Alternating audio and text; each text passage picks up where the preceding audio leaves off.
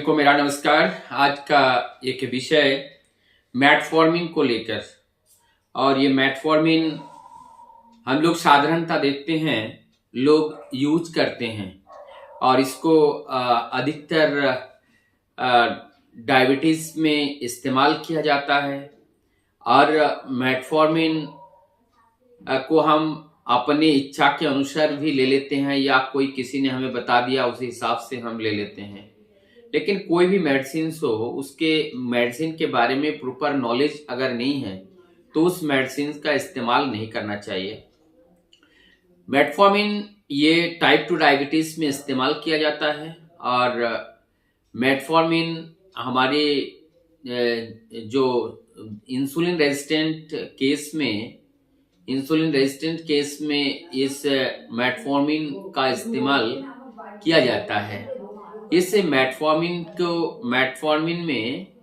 का proper dose भी हमें पता होना चाहिए। और ये कुछ जगह पे इसका जो डोज है और इसका जो साइड इफेक्ट है, इस बारे में भी नॉलेज होनी चाहिए। इसमें मेटफॉर्मिन किसी का गैस्ट्राइटिस, गैस भी उत्पन्न करते हैं, नौसिया, वॉमिटिंग, ये सब ये मेटफॉर्मिन में होता है।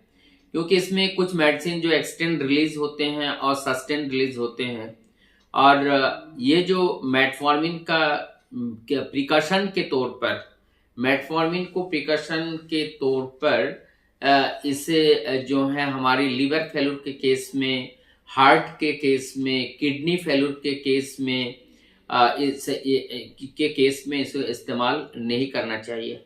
यह जहाँ पे जो गैस्ट्रिक प्रॉब्लम्स जिसे हैं उनको एक बार देने से उनको नहीं देना चाहिए। और उनका इसीलिए नहीं देना चाहिए क्योंकि इससे अगर गैस्ट्राइटिस, नोसिया, वॉमिटिंग अगर क्रिएट करे तो ज़्यादा नुकसान होता है। और इस टैबलेट को हमें किस तरह से लेना चाहिए, सुबह, दोपहर, शाम, और कितना ले सकते हैं, ये 250 mg से लेकर के 2.5 ग्राम तक इसका डोज है। मैक्सिमम डोज इसका लिया जा सकता है।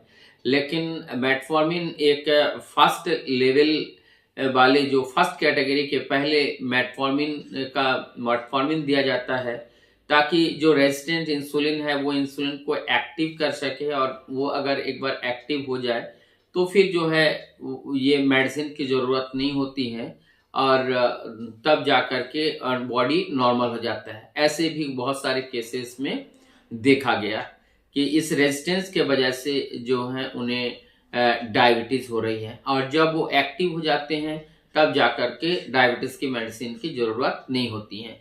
ऐसे बहुत से केसेस में देखा गया। इसलिए वो लोग कहते हैं मैंने एक बार मेडिसिन लिया, उसके बाद से हमारा डायबिटीज़ सही हो गया।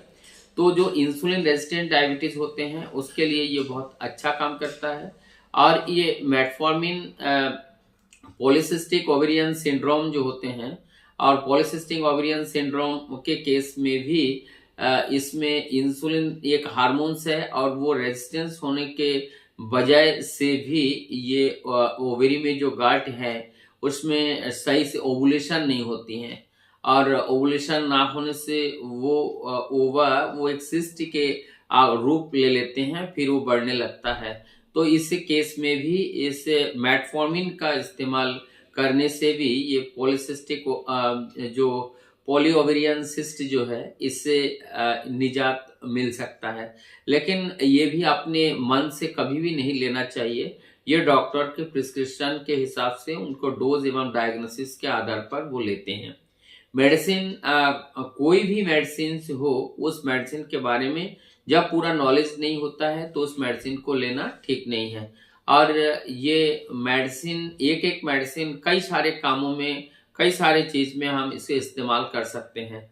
तो इसीलिए हम जिसके चीज़ के लिए दे रहे हैं मेडिसिन को, उसके बारे में हमें पूरा हमें नॉलेज होनी चाहिए। कभी कभी मेटफॉर्मिन देने से हमारे टायर्डनेस, थकान हो जाती है। तो अगर ऐसा हो रहा है तो इस डोज को, इस सॉल्ट को हमें चेंज करना चाहिए। या मेटफॉर्मिन दे रहे हैं, लगातार चक्कर आना, वॉमिटिंग होना, ये सब हो रही है, तो उस सॉल्ट को चेंज करके देना चाहिए। इस मेडिसिन को लेने का तरीका क्या है? यदि उसको 3 बार दिया गया है तो आफ्टर मील ही दिया जाए। और यदि एक बार दिया जा रहे हैं तो जिस टाइम सबसे ज़्यादा भोजन करते हैं उसके बाद अगर दिया जाए तो ज़्यादा सही होते हैं। और ये थी मेटफॉर्मिन का कुछ प्रयोग। और आशा करता हूँ आप लोगों को ये जो इन्फॉर्मेशन है अच्छा लगा होगा। अगर इस इन्फॉर्मेशन अच्छे लगे तो ज़्यादा से ज़्यादा लोगों तक इसको शेयर कीजिएगा। मैं डॉक्टर दीपंकर मंडल आप लोगों के सुस्वास्थ्य की आशा करता हूँ कि आप सभी लोग सुखी रहिए और अपने जीवन का एंजॉय कीजिए। सभी को मेरा नमस्कार।